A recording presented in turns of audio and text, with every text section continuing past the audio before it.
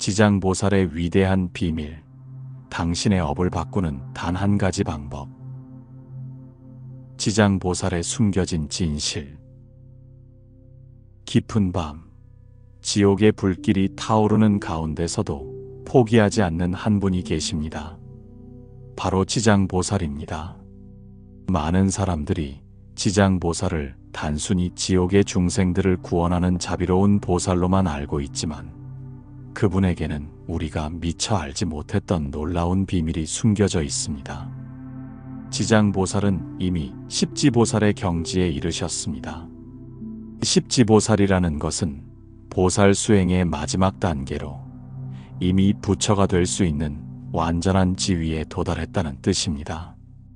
보살의 수행 단계를 살펴보면 초지부터 십지까지의 과정을 거쳐 최종적으로 성불에 이르게 됩니다.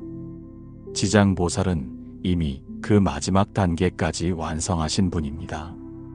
그런데 여기서 놀라운 사실이 드러납니다. 지장보살은 이미 부처가 될 수 있는 충분한 자격과 능력을 갖추셨음에도 불구하고 성불을 미루고 계신다는 것입니다. 왜일까요? 그 이유는 바로 모든 중생을 구원하겠다는 위대한 서원 때문입니다. 지옥이 비지 않으면 성불하지 않겠다는 지장보살의 서원은 단순한 말이 아닙니다. 이는 실제로 성불할 수 있는 능력을 가진 분이 자신의 해탈을 뒤로 미루고 중생 구원에 헌신하겠다는 실질적인 결단인 것입니다. 이런 보살을 불교에서는 대비보살이라고 부릅니다. 대비보살이란 대자대비의 마음으로 자신의 성불보다 중생의 구원을 우선시하는 보살을 의미합니다. 일반적인 보살들이 자신의 수행을 통해 점진적으로 성불을 향해 나아간다면, 대비보살은 이미 그 목표에 도달했음에도 불구하고 고통받는 중생들을 위해 보살의 지위에 머물러 계신 것입니다. 이것이 바로 지장보살의 첫 번째 비밀입니다. 지장보살은 능력이 부족해서 아직 부처가 되지 못한 것이 아니라 자발적으로 부처가 되는 것을 미루고 계신 것입니다. 이는 마치 대학 졸업장을 받을 수 있는 모든 조건을 갖추었지만 후배들을 돕기 위해 계속 학교에 남아있는 선배와 같습니다. 그렇다면 지장보살은 언제까지 이런 희생을 계속하실까요?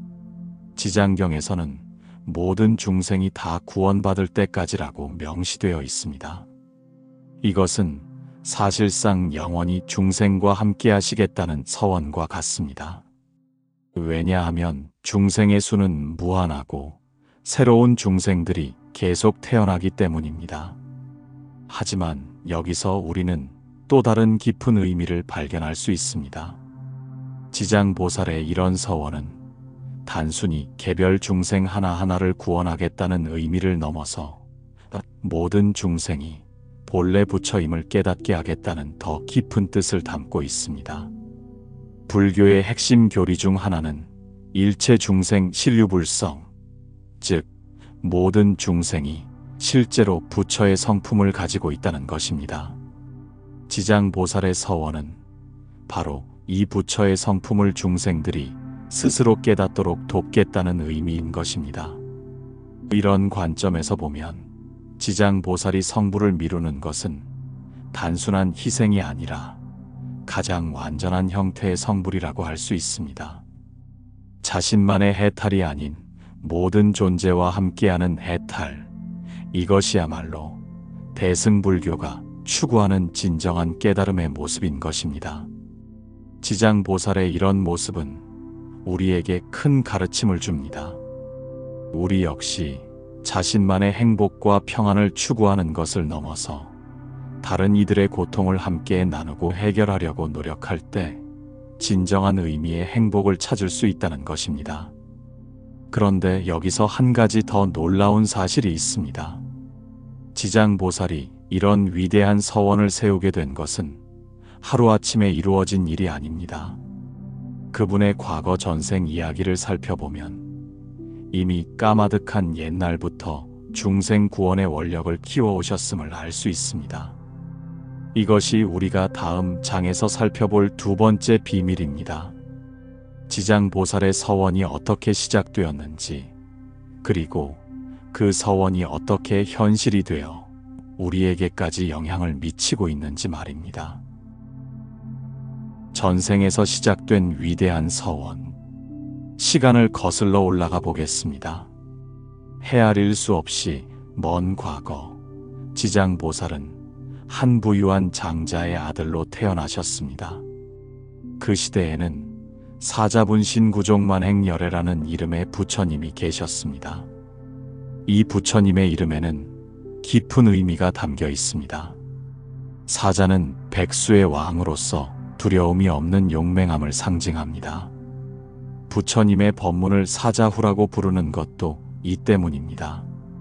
사자가 한번 울부짖으면 모든 짐승들이 두려워 떨며 달아나듯이 부처님의 가르침이 펼쳐지면 모든 그릇된 견해와 무명이 사라진다는 뜻입니다. 분신은 사자가 몸을 떨며 기지개를 켜는 맹렬한 모습을 의미합니다. 의는 부처님의 역동적이고 적극적인 중생 구원의 의지를 나타냅니다. 구족은 완전히 갖추었다는 뜻이고, 만행은 모든 보살행을 의미합니다. 즉, 이 부처님은 완전한 보살행을 갖추신 분이었습니다. 장자의 아들이었던 지장보살의 전생은 이 부처님을 처음 뵈었을 때 깊은 감동을 받았습니다. 부처님의 상호가 너무나 아름답고 복스러워 보였기 때문입니다. 상호란 부처님의 겉모습을 말하는 것으로 32가지 큰 특징인 32상과 80가지 작은 특징인 80종으로 이루어져 있습니다. 이 상호는 단순한 외모가 아닙니다. 이는 무량한 복덕을 쌓아온 결과로 나타나는 것입니다.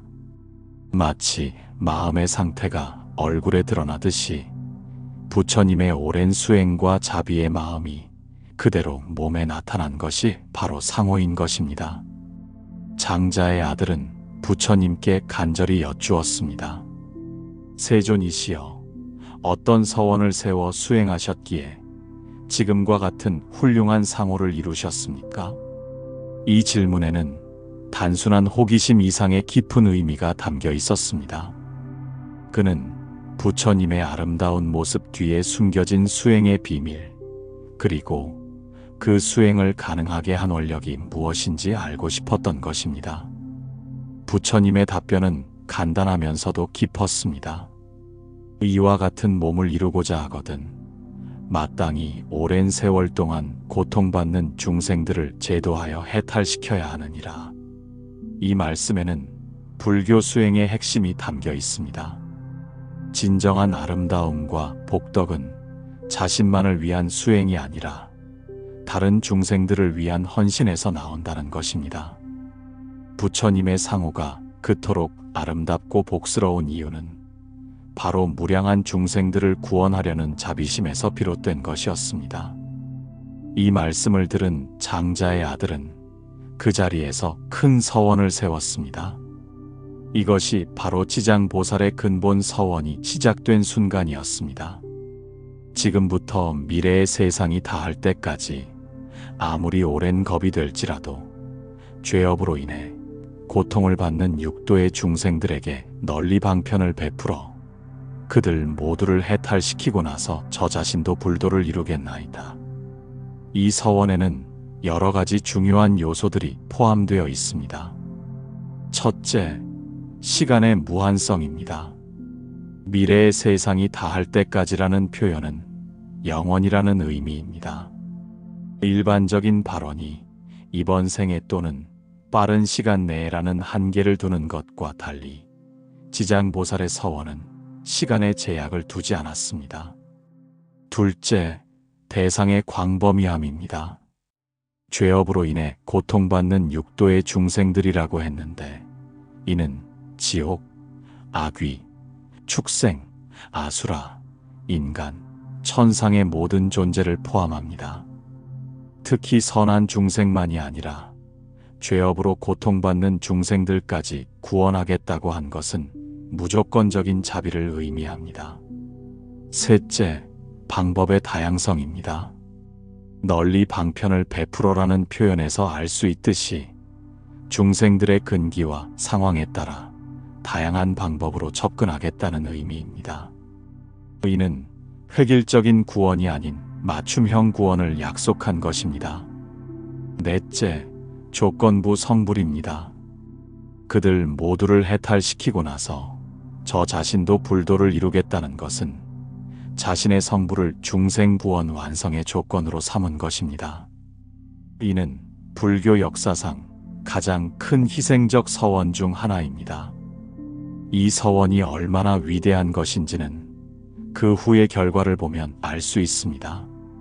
지장경에 따르면 그때부터 지금까지 백천만 나유타라는 헤아릴 수 없는 겁이 지났지만 지장보살은 아직도 보살행을 닦고 계신다고 합니다. 이는 결코 실패를 의미하는 것이 아닙니다. 오히려 그 서원이 얼마나 크고 깊은 것인지를 보여주는 증거입니다.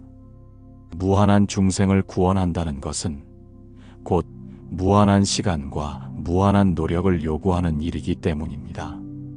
그런데 여기서 우리가 놓치지 말아야 할 중요한 점이 있습니다. 지장보살의 서원은 단순히 개인적인 발언이 아니라는 것입니다. 이는 모든 수행자들이 지향해야 할 보편적인 서원의 모델을 제시한 것입니다. 불교에서는 이를 사홍서원으로 체계화했습니다. 중생무변서원도, 번뇌무진서원단, 법문무량서원학, 불도무상서원성, 즉 무변한 중생을 다 제도하고 무진한 번뇌를 다 끊으며 무량한 법문을 다 배우고 무상한 불도를 반드시 이루겠다는 서원입니다. 지장보살의 전생서원은 바로 이 사홍서원의 원형이라고 할 수 있습니다.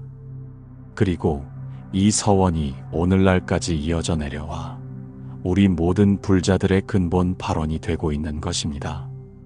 이처럼 지장보살의 서원은 개인적 차원을 넘어서 불교 전체의 이상을 구현한 것입니다. 그리고 이 서원이 실제로 어떤 힘을 발휘하는지, 우리의 업보와 어떤 관계가 있는지를 이해하려면 먼저 업보의 진실에 대해 깊이 살펴볼 필요가 있습니다. 업보의 진실과 해방의 길. 우리는 모두 업보 중생입니다. 이것은 불교에서 말하는 가장 기본적이면서도 중요한 진실 중 하나입니다. 업보 중생이라는 것은 자신이 과거에 지은 업에 따라 현재의 삶을 살아가는 존재라는 뜻입니다. 달라이 라마 존자께서 한 서양인의 질문에 답하신 말씀이 이를 명확하게 보여줍니다. 왜 우리는 사는 겁니까? 라는 질문에 존자는 단 한마디로 답하셨습니다. 업 때문에 삽니다. 이 짧은 답변에는 깊은 진리가 담겨 있습니다. 우리가 태어나고 살아가고 죽어가는 모든 과정이 바로 업의 결과라는 것입니다. 좋은 일이 일어나는 것도 업 때문이고 힘든 일이 일어나는 것도 업 때문입니다. 그렇다면 업이란 정확히 무엇일까요? 업은 산스크리트어 카르마의 번역으로 행위와 그 결과를 의미합니다. 우리가 몸으로 하는 모든 행동, 입으로 하는 모든 말, 마음으로 하는 모든 생각이 바로 업을 만들어냅니다. 불교에서는 이를 신구의 삼업이라고 합니다. 몸의 업, 입의 업, 마음의 업이 바로 그것입니다. 그리고 이 삼업으로 짓는 모든 행위가 반드시 결과를 가져온다는 것이 인과응보의 법칙입니다. 여기서 중요한 것은 업의 성질입니다. 업에는 선업과 악업, 그리고 무기업이 있습니다. 선업은 좋은 결과를 가져오는 업이고 악업은 나쁜 결과를 가져오는 업입니다. 무기업은 선악의 구분이 없는 중성적인 업을 말합니다. 그런데 여기서 우리가 명심해야 할 중요한 사실이 있습니다. 우리는 복을 짓기도 하지만 복을 까먹기도 한다는 것입니다. 이것이 많은 수행자들이 놓치는 부분입니다. 절에 가서 기도하고 불사에 동참하고 보시를 하면서 복을 짓는 것은 잘 기억합니다. 하지만 일상생활에서 화를 내고 남을 비방하고 이간질하면서 복을 까먹는 것은 잘 인식하지 못합니다. 불교에서는 복을 두 가지로 구분합니다. 청복과 탁복입니다. 청복은 맑은 복으로 수행과 깨달음에 도움이 되는 복을 말합니다. 탁복은 탁한 복으로 세속적인 쾌락과 부귀영화를 누리는 복을 말합니다. 흥미롭게도 탁복이 너무 많으면 수행하기가 어려워집니다. 너무 잘 먹고 잘 살고 모든 것이 풍족하면 부처님 법을 찾을 마음이 생기지 않기 때문입니다. 반대로 청복이 있으면 어려운 상황에서도 법을 만나고 수행할 수 있는 인연이 생깁니다. 수행을 위해서는 여러 가지 복이 필요합니다. 의식주복, 건강복, 스승복, 도반복, 도량복, 시간복 등이 그것입니다. 이 중에서 하나라도 부족하면 수행하기가 어려워집니다. 예를 들어 부처님 법을 간절히 구하는 마음이 있고 돈도 있고 가족도 화목하고 몸도 건강한데 오직 시간만 없다면 수행하기가 매우 어렵습니다. 하루에 4-5시간밖에 잠을 못 자면서 생업에 시달린다면 아무리 좋은 조건이 갖춰져도 법문을 들을 여유가 없기 때문입니다. 이처럼 복의 문제는 단순하지 않습니다. 그런데 여기서 우리에게 희망적인 소식이 있습니다. 바로 연불공덕이 모든 업보를 뛰어넘을 수 있다는 것입니다. 불교 경전과 역사에는 놀라운 이야기들이 많이 전해집니다. 평생 살생업을 지으며 살았던 백정이 죽을 때 연불을 하여 극락왕생한 이야기, 무거운 죄업을 지었던 사람이 간절한 참회와 연불로 업장을 소멸시킨 이야기들이 그것입니다. 특히 인상 깊은 이야기가 하나 있습니다. 평생 소, 돼지, 양을 잡으며 살아온 백정이 있었습니다. 그는 죽을 때 온몸이 찢어지는 듯한 고통을 느꼈고 눈앞에 지옥의 불길이 보인다고 했습니다. 가족들이 급히 스님을 모셔와서 연불을 권했습니다. 그 백정은 스님의 말씀을 듣고 간절히 연불하기 시작했습니다. 그러자 놀라운 일이 일어났습니다. 숨을 거두기 직전에 그는 환하게 웃으며 말했습니다. 부처님이 저를 데리러 오셨습니다. 이 이야기를 듣고 많은 사람들이 의문을 품습니다. 평생 악업을 지은 사람이 어떻게 죽기 전 잠깐의 연불로 구원받을 수 있습니까? 여기에 대한 불교의 답변은 명확합니다. 업의 경중은 양이 아니라 질에 달려 있다는 것입니다. 평생 지은 악업의 양이 아무리 많아도 간절하게 부처님을 부르는 그 한순간의 연불 공덕이 더 강할 수 있다는 것입니다. 이것은 부처님의 원력이 그만큼 위대하기 때문입니다. 부처님의 이름을 한 번 부르는 것만으로도 무량한 공덕이 생긴다고 경전에서 설하고 있습니다.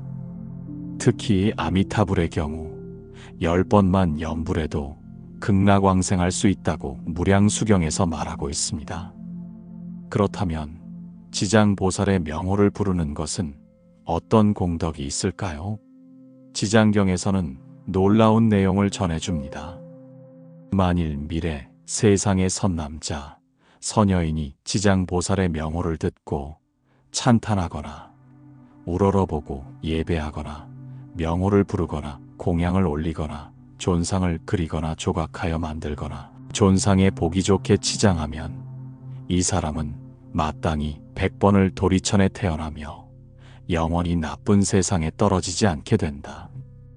도리천은 33천이라고도 불리는 천상계로 제석천왕이 다스리는 곳입니다. 100번이나 그곳에 태어난다는 것은 상상할 수 없을 정도로 큰 복덕을 의미합니다. 더욱 놀라운 것은 영원히 나쁜 세상에 떨어지지 않는다는 약속입니다. 이것은 단순히 지장보살의 명호를 듣고 찬탄하는 것만으로도 얻을 수 있는 공덕입니다. 그렇다면 간절히 지장보살을 부르고 의지하는 사람에게는 얼마나 큰 가피가 있을까요? 하지만 여기서 우리가 조심해야 할 점이 있습니다. 이런 말씀을 듣고 그러면 평생 나쁜 짓을 해도 죽기 전에 염불만 하면 되겠네라고 생각해서는 안 된다는 것입니다. 이는 부처님의 자비를 악용하는 것이며 진정한 신심이 아닙니다. 진정한 염불은 참회심과 감사심, 그리고 발버리심에서 우러나와야 합니다. 자신의 죄업을 깊이 참회하고 부처님의 자비에 감사하며 다른 중생들도 함께 구원받기를 발언하는 마음에서 나오는 염불이어야 진정한 공덕이 있는 것입니다. 이것이 바로 지장보살이 우리에게 보여주는 길입니다. 자신만의 해탈이 아니라 모든 중생과 함께하는 해탈, 이것이야말로 진정한 업보의 해방이라고 할 수 있습니다. 그리고 이런 마음으로 지장보살의 명호를 부를 때 우리는 단순히 복을 받는 차원을 넘어서서 지장보살의 원력과 하나가 될 수 있습니다. 이때 비로소 우리의 업보가 근본적으로 변화하기 시작하는 것입니다. 지장보살의 명호, 기적을 부르는 소리, 소리에는 놀라운 힘이 있습니다. 부모가 자식의 이름을 부르는 소리에는 사랑이 담겨 있고 연인이 서로를 부르는 소리에는 그리움이 스며 있습니다. 그렇다면 간절한 마음으로 부처님이나 보살님의 이름을 부르는 소리에는 어떤 힘이 담겨 있을까요? 명호란 단순한 이름이 아닙니다. 불교에서 명호는 그분의 원력과 공덕, 그리고 서원이 모두 압축되어 있는 법신의 현현입니다. 지장보살의 명호를 부른다는 것은 그분의 무량한 자비와 원력을 직접 불러들이는 것과 같습니다. 지장보살의 이름에는 깊은 의미가 담겨 있습니다. 지장이라는 말은 땅의 보고라는 뜻입니다. 땅은 모든 것을 키우고 품어주는 어머니와 같은 존재입니다. 씨앗을 뿌리면 싹을 틔워주고 나무를 심으면 뿌리를 내릴 수 있게 해주며 무엇을 버려도 다시 자양분으로 만들어 새로운 생명을 키워냅니다. 지장보살의 자비심이 바로 이와 같습니다. 어떤 중생이든 어떤 죄업을 지었든 어떤 고통에 시달리든 모두 품어주고 구원해 주시는 것입니다. 특히 가장 어둡고 절망적인 지옥에서조차 포기하지 않고 중생들을 구원하려 하시는 모습은 땅의 무한한 포용력과 닮아 있습니다. 또한 보고라는 의미도 중요합니다. 땅 속에는 무궁무진한 보물들이 숨겨져 있습니다. 금, 은, 보석뿐만 아니라 석유, 천연가스, 각종 광물들이 땅속 깊은 곳에 묻혀 있다가 필요할 때 우리에게 도움을 줍니다. 지장보살의 공덕과 원력도 이와 같아서 중생들이 필요로 할 때마다 끝없이 샘솟아 나오는 것입니다. 그래서 지장보살의 명호를 부르는 것은 이 무한한 보고에 접근하는 것과 같습니다. 한 번 부를 때마다 그분의 자비와 가피가 우리에게 전해지는 것입니다. 지장경에서는 지장보살의 명호를 부르는 공덕에 대해 구체적으로 설명하고 있습니다. 앞서 언급했듯이 명호를 듣고 찬탄하거나 예배하거나 부르는 것만으로도 도리천에 100번 태어나고 영원히 악도에 떨어지지 않는다고 했습니다. 하지만 여기서 우리가 깊이 생각해 볼 점이 있습니다. 과연 단순히 이름을 부르는 것만으로 이런 큰 공덕이 생길 수 있을까요? 이에 대한 답은 간절함과 신심에 있습니다. 부처님의 명호는 그 자체로 무량한 공덕을 지니고 있지만 그 공덕이 현실화되려면 부르는 사람의 마음이 중요합니다. 형식적으로 100번, 1000번 불러도 마음이 다른 곳에 가 있다면 큰 효과를 기대하기 어렵습니다. 하지만 단 한 번이라도 온 마음과 정성을 다해 부른다면 불가사의한 일이 일어날 수 있습니다. 앞서 소개한 백정의 이야기가 바로 이를 보여줍니다. 그는 평생 살생업을 지으며 살았지만 죽음을 앞두고 간절한 마음으로 부처님을 불렀습니다. 그 간절함이 평생의 악업을 뛰어넘는 힘을 발휘한 것입니다. 간절함이란 무엇일까요? 이는 절실함과 진정성이 합쳐진 마음 상태입니다. 목마른 사람이 물을 찾는 마음, 어머니가 잃어버린 자식을 찾는 마음, 이런 것이 바로 간절함입니다. 불교에서는 이런 간절한 마음으로 부처님을 부르는 것을 지성감천이라고 표현합니다. 지극한 정성이 하늘을 감동시킨다는 뜻으로 진심 어린 기도와 염불은 반드시 감흥을 받는다는 의미입니다. 실제로 불교 역사에는 이런 지성감천의 사례들이 무수히 많습니다. 원효대사가 해골 바가지에 든 물을 마시고 깨달음을 얻은 이야기, 의상대사가 당나라에서 공부할 때 선묘낭자의 도움을 받은 이야기, 이런 것들이 모두 간절한 마음이 불러온 기적들입니다. 지장보살의 명호를 부를 때도 마찬가지입니다. 지장보살이라는 글자에는 그분의 모든 원력이 들어 있습니다. 모든 중생을 구원하겠다는 서원, 지옥이 비기까지 성불하지 않겠다는 대비심, 무량겁 동안 쌓아온 공덕, 이 모든 것이 명호 속에 압축되어 있는 것입니다. 그래서 지장보살을 부를 때마다 우리는 그분의 이런 모든 공덕과 연결되는 것입니다. 이것이 바로 감흥도교의 원리입니다. 감흥도교란 중생의 간절한 마음과 부처님의 자비가 서로 감응하여 구원의 길이 열린다는 불교의 핵심 교리입니다. 하지만 여기서 중요한 것은 우리가 단순히 복을 받기 위해서만 명호를 부르는 것이 아니라는 점입니다. 진정한 염불은 자타일시 성불도의 마음에서 나와야 합니다. 자신과 남이 함께 성불하기를 발언하는 마음, 이것이 바로 지장보살의 마음과 통하는 길입니다. 지장보살이 왜 성불을 미루시면서까지 중생 구원에 전념하시는지를 생각해보면 우리도 자연스럽게 그런 마음을 갖게 됩니다. 내가 혼자만 편안하고 행복해지기를 원하는 것이 아니라 모든 중생이 함께 고통에서 벗어나기를 바라는 마음 말입니다.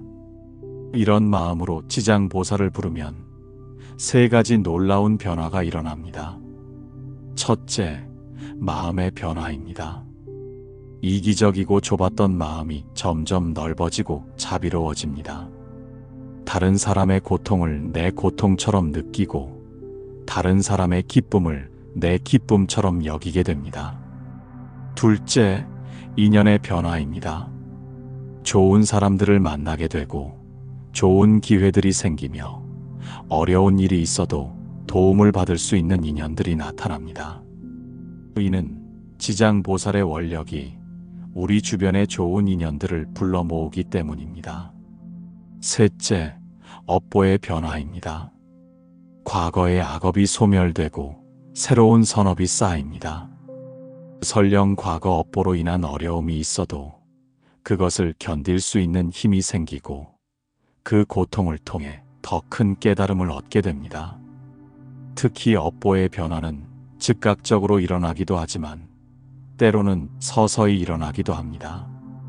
중업경수라는 말이 있습니다. 무거운 업보를 가벼운 것으로 받는다는 뜻입니다. 원래라면 큰 병에 걸릴 업보가 가벼운 몸살로 끝나거나 큰 사고를 당할 업보가 작은 부상으로 끝나는 것 같은 일들이 일어나는 것입니다. 이런 변화들은 모두 지장보살의 원력에서 비롯됩니다. 지장보살의 원력은 마치 강력한 자석과 같아서 우리가 그분의 명호를 부르면 자연스럽게 그 자력장 안으로 들어가게 됩니다. 그리고 그 안에서 우리의 모든 것이 정화되고 변화되는 것입니다. 하지만 이것이 마법이나 기적은 아닙니다. 이는 법계의 자연스러운 원리입니다. 화엄경에서 말하는 일즉다, 다즉일의 원리, 즉 하나가 전체이고 전체가 하나라는 연기법의 원리에 따른 것입니다.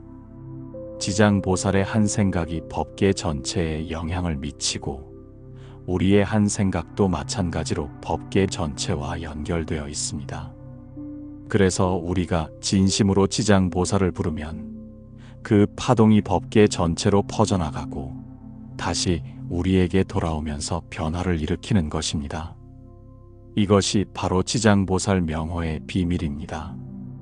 단순해 보이지만 가장 깊고 쉬워 보이지만 가장 어려우며 평범해 보이지만 가장 신비로운 수행법인 것입니다. 그리고 이 명호를 부르는 수행은 언제 어디서나 할 수 있습니다. 절에 가지 않아도, 특별한 시간을 내지 않아도 일상생활 속에서 마음으로만 불러도 됩니다. 지하철에서도, 직장에서도, 집에서도, 심지어 잠들기 전에도 할 수 있는 가장 간편하면서도 효과적인 수행법입니다. 다만 한 가지 주의할 점이 있습니다. 지장보살의 명호를 부를 때는 반드시 예의를 갖춰야 한다는 것입니다. 비록 마음으로만 부르더라도 마치 지장보살이 내 앞에 계신 것처럼 공경하는 마음을 가져야 합니다. 이런 마음가짐이 있을 때 비로소 진정한 감흥이 일어나는 것입니다. 삼승일불, 모든 길이 하나로 통하는 이유. 불교의 수행자들은 크게 세 가지 길을 걷습니다. 성문, 벽지불, 보살의 길이 바로 그것입니다. 이를 삼승이라고 하는데 승은 수레를 의미합니다. 즉 깨달음에 이르는 세 가지 다른 수레가 있다는 뜻입니다. 성문은 부처님의 음성을 듣고 깨달은 분들입니다. 그들은 부처님의 직접적인 가르침을 통해 사성제와 팔정도를 체득하여 아라한과에 이릅니다. 성문의 수행 단계는 수다원, 사다함, 아나함, 아라한의 사과로 나뉩니다. 수다원은 흐름에 든 자라는 뜻으로 깨달음의 흐름에 들어선 첫 번째 단계입니다. 사다함은 한 번 더 온다는 뜻으로 이 세상에 한 번 더 태어날 존재들입니다. 아나함은 돌아오지 않는다는 뜻으로 더 이상 욕계에 태어나지 않는 단계입니다. 아라한은 받을 만하다는 뜻으로 모든 번뇌를 끊고 열반에 든 최고의 성문 단계입니다. 벽지불은 홀로 깨달은 부처라는 뜻입니다. 이들은 부처님의 직접적인 가르침 없이도 스스로의 수행을 통해 깨달음을 얻습니다. 특히 12연기법을 관찰하여 독자적으로 해탈에 이르는 것으로 유명합니다. 벽지불을 독각 또는 연각이라고도 부르는 이유가 여기에 있습니다. 보살은 깨달음을 구하는 존재라는 뜻으로 자신의 깨달음뿐만 아니라 모든 중생의 구원을 목표로 하는 수행자들입니다. 보살의 수행 단계는 10지로 나뉘며 각 지마다 특별한 덕목과 수행 과제가 있습니다. 그런데 여기서 흥미로운 점이 있습니다. 겉으로 보기에는 세 가지 다른 길인 것 같지만 실제로는 모든 길이 결국 하나로 귀결된다는 것입니다. 이것이 바로 삼승일불의 원리입니다. 법화경에서는 이를 매우 아름다운 비유로 설명합니다. 어떤 부자가 불타는 집에서 아이들을 구하기 위해 세 가지 수레를 준비했다고 합니다. 양수레, 사슴수레, 소수레를 각각 성문, 벽지불, 보살의 길에 비유한 것입니다. 하지만 아이들이 모두 집 밖으로 나온 후에는 더 크고 훌륭한 대배구차를 주었다고 합니다. 이 대배구차가 바로 일불승, 즉 부처님의 가르침을 상징합니다. 이 비유가 말하고자 하는 바는 명확합니다. 처음에는 각자의 근기와 성향에 따라 다른 수행법을 따르더라도 최종적으로는 모두 부처의 완전한 깨달음에 이른다는 것입니다. 왜 이런 일이 가능할까요? 그 이유는 모든 중생이 본래 부처의 성품을 지니고 있기 때문입니다. 이를 열애장 사상 또는 불성론이라고 합니다. 아무리 다른 길을 걸어도 결국 자신 안에 있는 부처의 성품을 찾아가는 여행이기 때문에 모든 길이 같은 목적지로 향할 수밖에 없는 것입니다. 성문이 아라한과에 이르러도 그것이 끝이 아닙니다. 아라한은 분명히 위대한 성취이지만 부처님의 완전한 깨달음에 비하면 아직 부족한 면이 있습니다. 특히 자비심과 원력면에서 차이가 있습니다. 아라한은 주로 자신의 해탈에 집중하지만 부처님은 모든 중생의 구원을 위해 무한히 활동하십니다. 따라서 아라한들도 결국에는 더 큰 자비심을 기르고 보살행을 실천하여 성불의 길로 나아가게 됩니다. 벽지불 역시 마찬가지입니다. 비록 독자적으로 깨달음을 얻었지만 그들도 궁극적으로는 중생 구원의 원력을 일으켜 보살의 길로 들어서게 됩니다. 보살은 처음부터 성불을 목표로 하기 때문에 다른 두 승보다 더 직접적인 길을 걷는 것으로 보입니다. 하지만 보살의 길도 결코 쉽지 않습니다. 무량겁 동안의 수행을 통해 점진적으로 부처의 경지에 이르러야 하기 때문입니다. 그런데 지장보살의 경우는 특별합니다. 앞서 살펴본 바와 같이 지장보살은 이미 성불할 수 있는 십지보살의 경지에 이르셨지만 자발적으로 성불을 미루고 계십니다. 이는 삼승일불의 원리를 가장 완벽하게 구현한 사례라고 할 수 있습니다. 지장보살은 모든 중생이 각자의 길을 통해 결국 부처가 될 것임을 아시기 때문에 그 과정에서 길을 잃거나 포기하는 중생들이 없도록 끝까지 함께 하시는 것입니다. 특히 가장 어렵고 고통스러운 길을 걷는 중생들, 즉 악도에 떨어진 중생들을 우선적으로 도우시는 것입니다. 이런 지장보살의 모습은 우리에게 중요한 깨달음을 줍니다. 수행이란 단순히 개인적인 해탈을 위한 것이 아니라 모든 존재와 함께하는 여행이라는 것입니다. 아무리 높은 경지에 이르렀다고 해도 아직 고통받는 존재들이 있다면 그 여행은 완전히 끝난 것이 아닙니다. 이것이 바로 대승불교의 핵심 정신입니다.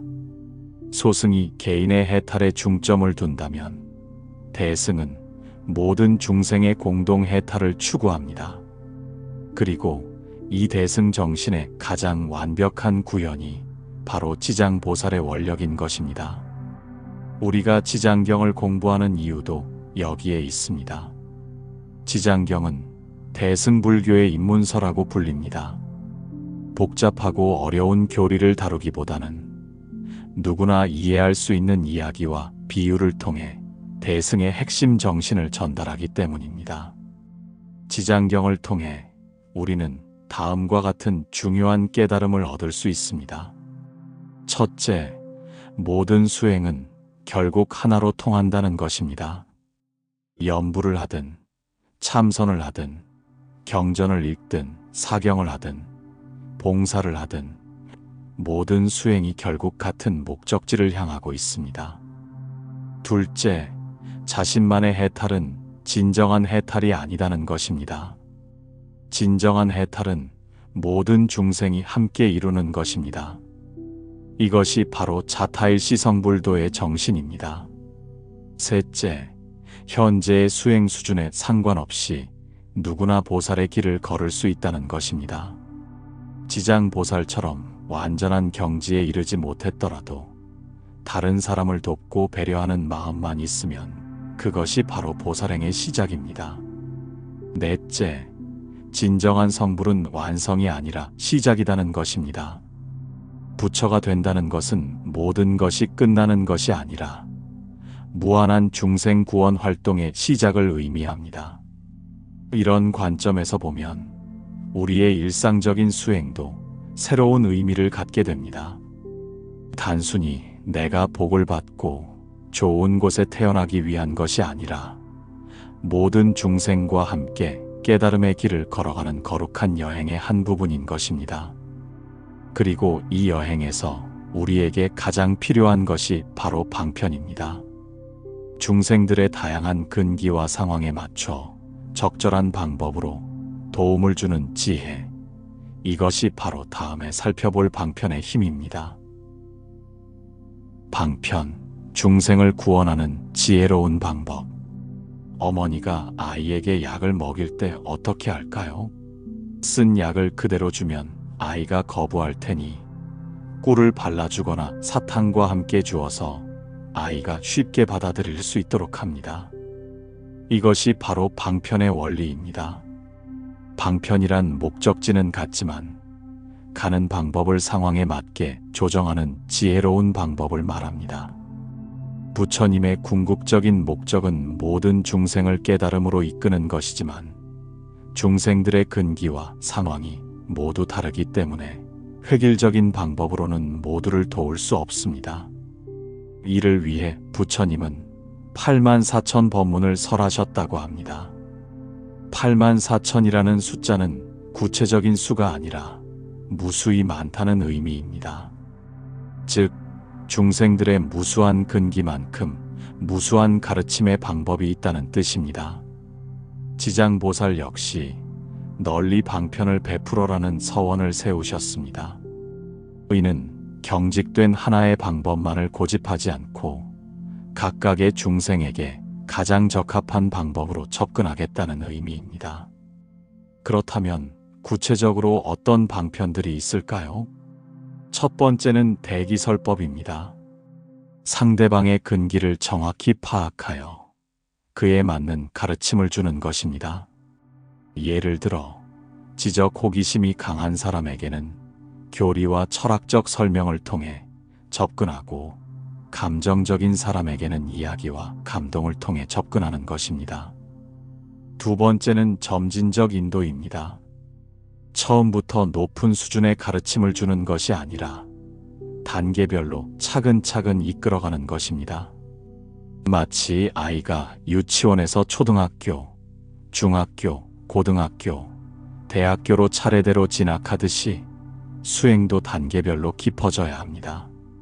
세 번째는 현실적 적용입니다. 추상적이고 이론적인 가르침이 아니라 일상생활에서 바로 실천할 수 있는 구체적인 방법을 제시하는 것입니다.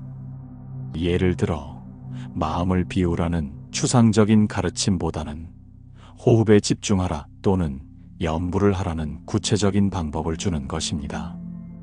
네 번째는 상황 맞춤형 지도입니다. 같은 사람이라도 처한 상황에 따라 필요한 가르침이 다릅니다. 슬플 때와 기쁠 때, 건강할 때와 아플 때, 성공했을 때와 실패했을 때 각각 다른 방편이 필요합니다. 이런 방편의 원리를 이해하면 왜 불교에 이렇게 다양한 수행법이 있는지 알 수 있습니다. 염불, 참선, 사경, 절하기, 경전 읽기, 보시, 봉사 등등 이 모든 것이 다 방편입니다. 어떤 사람들은 어차피 마음만 깨치면 부처인데 왜 이런 복잡한 수행들이 필요한가? 라고 묻습니다. 이론적으로는 맞는 말입니다. 하지만 현실적으로는 마음을 깨치는 것이 그렇게 쉽지 않습니다. 마음을 깨치는 것은 마치 달을 가리키는 손가락과 같습니다. 달 자체가 목표이지만 달을 보기 위해서는 먼저 손가락이 가리키는 방향을 따라가야 합니다. 각종 수행법들이 바로 이 손가락과 같은 역할을 하는 것입니다. 염불은 마음을 한 곳에 모으는 방편입니다. 잡념이 많고 집중이 안 되는 사람에게는 부처님의 이름을 반복해서 부르게 함으로써 자연스럽게 마음이 정화되고 집중되도록 도와줍니다. 아미타불이든 관세음보살이든 지장보살이든 어느 분의 이름을 부르든 궁극적으로는 자신의 본래 마음을 찾아가는 과정입니다. 참선은 직접적으로 마음의 본성을 관찰하는 방편입니다. 생각이 일어나고 사라지는 과정을 지켜보면서 생각 너머에 있는 본래 자성을 체험하도록 이끕니다. 하지만 이 역시 처음부터 쉽게 되는 것이 아니라 오랜 수행이 필요합니다. 사경은 몸과 마음을 동시에 정화하는 방편입니다. 경전의 거룩한 글자를 한자 한자 정성스럽게 쓰면서 마음을 차분하게 가라앉히고 동시에 경전의 내용을 자연스럽게 체득하게 됩니다. 절하기는 암안심을 낮추고 겸손한 마음을 기르는 방편입니다. 현대인들이 가장 어려워하는 수행 중 하나이지만 효과는 매우 큽니다. 몸을 낮추는 동작을 통해 마음의 교만을 없애고 부처님과 중생들 앞에서 겸손한 자세를 배우게 됩니다. 경전 읽기는 올바른 견해를 세우는 방편입니다. 잘못된 생각이나 편견에 사로잡히지 않도록 부처님의 정확한 가르침을 통해 지혜를 기르는 것입니다. 보시는 탐욕심을 줄이고 자비심을 기르는 방편입니다. 자신의 것을 남에게 나누어주는 연습을 통해 점차 이기심을 줄여나가는 것입니다. 봉사는 실천적 자비를 기르는 방편입니다. 이론이 아닌 실제 행동으로 남을 도우면서 보살심을 체득하게 됩니다. 이처럼 모든 수행법에는 각각의 특별한 효과와 의미가 있습니다. 그리고 사람마다 성격과 환경이 다르기 때문에 어떤 방편이 더 효과적인지도 다릅니다. 예를 들어 감정적이고 신심이 깊은 사람에게는 염불이 가장 적합할 수 있습니다. 반면에 이성적이고 분석적인 성향의 사람에게는 경전 공부가 더 효과적일 수 있습니다. 몸을 움직이는 것을 좋아하는 사람에게는 절학이나 봉사활동이 적합하고 조용히 혼자 있는 것을 좋아하는 사람에게는 참선이나 사경이 맞을 수 있습니다. 중요한 것은 자신에게 가장 적합한 방편을 찾아서 꾸준히 실천하는 것입니다. 그리고 한 가지 방편에만 매달리지 말고 상황에 따라 다양한 방편을 활용하는 것도 필요합니다. 지장보살이 널리 방편을 베푼다고 하신 것처럼 우리도 다른 사람들을 도울 때 획일적인 방법을 강요하지 말고 그 사람의 상황과 성향에 맞는 방법을 제시해야 합니다. 예를 들어 우울증에 시달리는 사람에게는 위로와 격려의 말과 함께 점진적인 수행법을 권하고 화를 잘 내는 사람에게는 인내와 관련된 가르침과 함께 마음을 가라앉히는 수행법을 권하는 것입니다. 또한 때를 아는 것도 중요한 방편입니다. 아무리 좋은 가르침이라도 때가 맞지 않으면 오히려 역효과를 낼 수 있습니다. 상대방이 마음의 문을 닫고 있을 때는 억지로 열려고 하지 말고 문이 열릴 때까지 인내심을 갖고 기다리는 것도 방편입니다. 부처님께서도 대기설법을 중시하셨습니다. 때를 기다렸다가 적절한 순간에 적절한 말씀을 하시는 것입니다. 때로는 침묵이 가장 좋은 가르침이 되기도 합니다. 방편의 또 다른 중요한 측면은 단계적 접근입니다. 처음부터 높은 수준의 가르침을 주는 것이 아니라 상대방이 받아들일 수 있는 수준에서 시작해서 점진적으로 깊은 내용으로 이끌어가는 것입니다. 예를 들어 불교를 전혀 모르는 사람에게 처음부터 공사상이나 유식론을 설명하면 이해하기 어렵습니다. 대신 인과응보나 자비심 같은 기본적인 내용부터 시작해서 점차 깊은 교리로 들어가는 것이 효과적입니다. 지장경이 대승불교의 초등학교라고 불리는 이유도 여기에 있습니다. 복잡한 교리보다는 누구나 이해할 수 있는 이야기를 통해 불교의 핵심을 전달하기 때문입니다. 하지만 초등학교 수준이라고 해서 가볍게 볼 것은 아닙니다. 기초가 튼튼해야 고층 건물을 지을 수 있듯이 지장경의 가르침이 확실히 체득되어야 더 높은 수준의 공부도 가능합니다. 방편의 궁극적인 목적은 중생들이 스스로 깨달을 수 있도록 돕는 것입니다. 물고기를 잡아주는 것이 아니라 물고기 잡는 방법을 가르쳐주는 것과 같습니다. 처음에는 도움이 필요하지만 점차 스스로 할 수 있게 되는 것이 목표입니다. 이것이 바로 불립문자, 교회별전의 참된 의미입니다. 문자나 가르침에 의존하지 않는다는 것이 아니라 문자와 가르침을 통해 궁극적으로는 그것을 뛰어넘는 직접적인 깨달음에 이르는 것입니다. 방편을 제대로 이해하면 불교의 다양성을 올바르게 받아들일 수 있습니다. 왜 이렇게 많은 종파가 있는지, 왜 이렇게 많은 수행법이 있는지, 왜 나라마다 불교의 모습이 다른지를 이해할 수 있습니다. 모두가 같은 목적지를 향하고 있지만 가는 길이 다를 뿐인 것입니다. 그리고 이런 이해를 바탕으로 우리는 더욱 포용적이고 지혜로운 수행자가 될 수 있습니다. 자신의 방법만이 옳다고 고집하지 않고 다른 사람의 방법도 존중하며 상황에 따라 유연하게 대응할 수 있게 됩니다. 지장보살이 무량한 방편을 통해 중생들을 구원하시듯이 우리도 일상생활에서 만나는 사람들에게 그들에게 맞는 방편으로 도움을 줄 수 있습니다. 이것이 바로 보살행의 실천이며 지장보살의 원력에 동참하는 길입니다. 지금 이 순간 업을 바꾸는 실천법.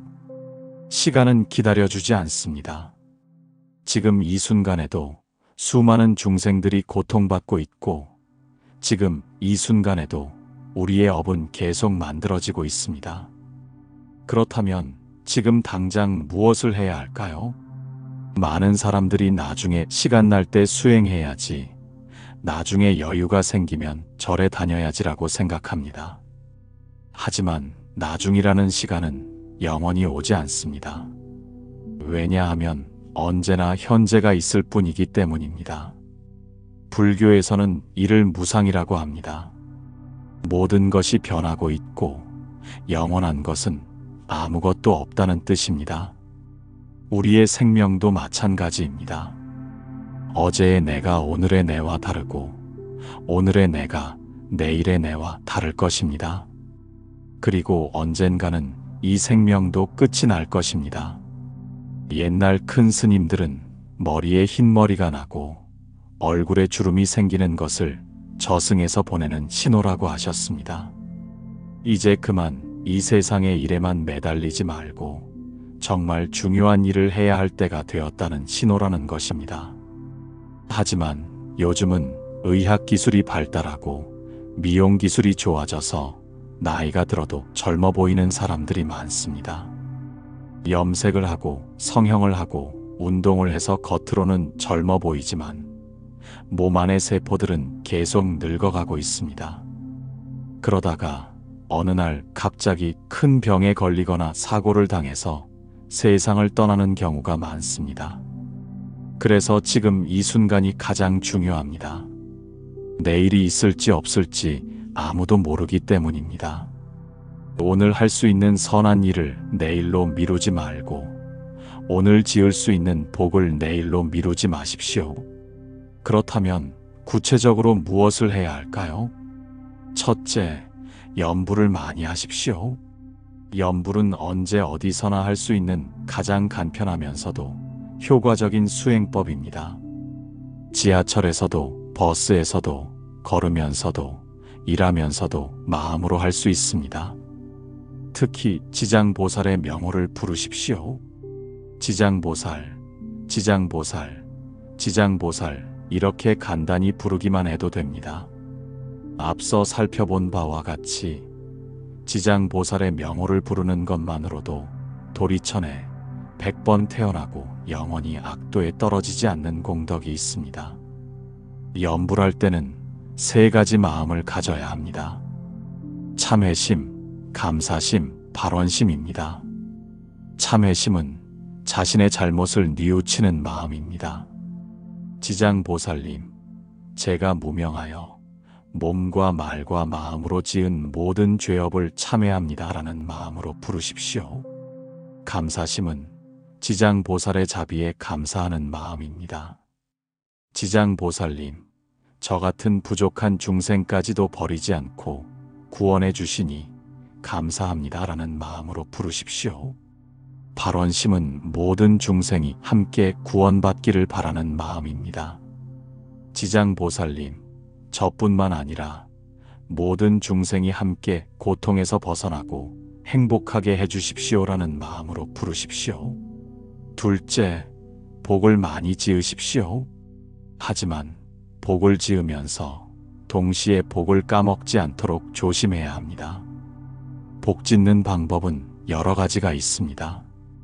모시, 불사, 봉사, 좋은 말하기, 다른 사람 도와주기 등이 모두 복 짓는 일입니다. 그런데 많은 사람들이 복을 지은 후에 그것을 자랑하거나 뽐내면서 복을 다시 까먹는 경우가 있습니다. 진정한 보시는 무주상 보시여야 합니다. 내가 준다는 생각도 없고 받는 사람이 있다는 생각도 없고 무엇을 준다는 생각도 없는 보시입니다. 이것이 가장 완전한 보시이지만 처음부터 이렇게 하기는 어렵습니다. 그러니 적어도 보시한 후에 이것도 부처님의 은혜입니다 라고 생각하십시오. 내가 베푼 것이 아니라 부처님이 나를 통해 베푸신 것이라고 생각하면 교만심이 생기지 않습니다. 셋째, 마음을 잘 닦으십시오. 이것이 가장 중요하면서도 가장 어려운 일입니다. 마음 닦기의 기본은 화내지 않기입니다. 화는 모든 선업을 태워버리는 불과 같습니다.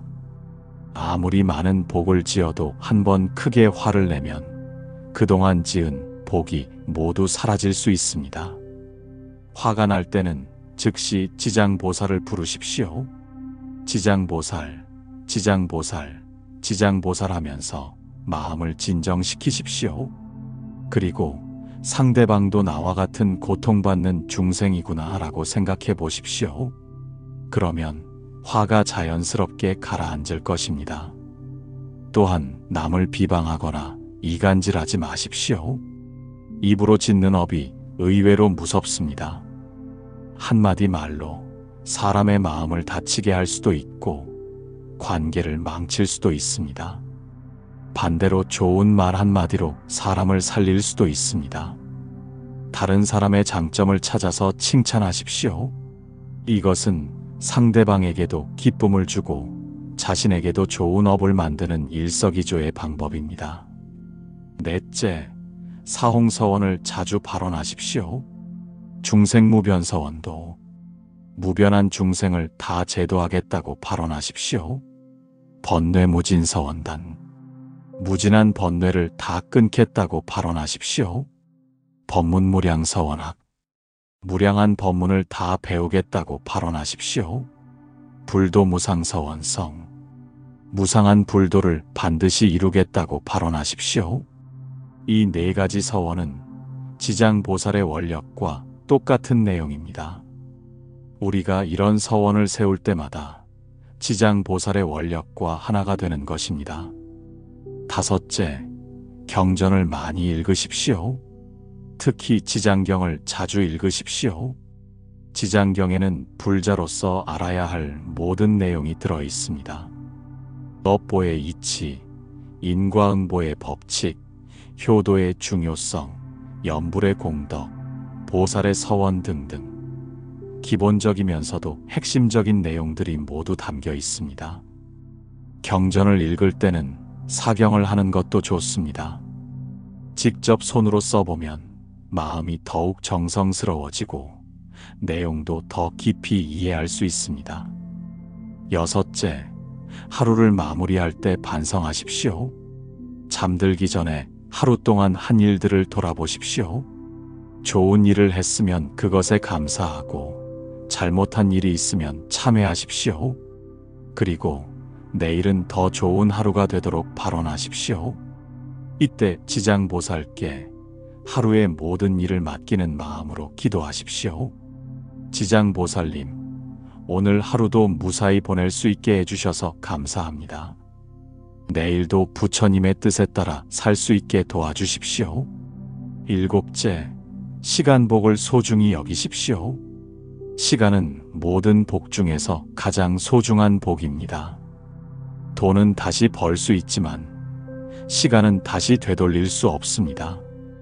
지나간 시간은 영원히 돌아오지 않습니다. 그러므로 시간을 헛되이 보내지 마십시오. 의미 없는 일에 시간을 낭비하지 말고 가능한 한 수행과 선한 일에 시간을 사용하십시오. 여덟째, 좋은 도반을 만나십시오. 혼자서는 수행하기가 어렵습니다. 함께 격려하고 도와줄 수 있는 도반들이 필요합니다.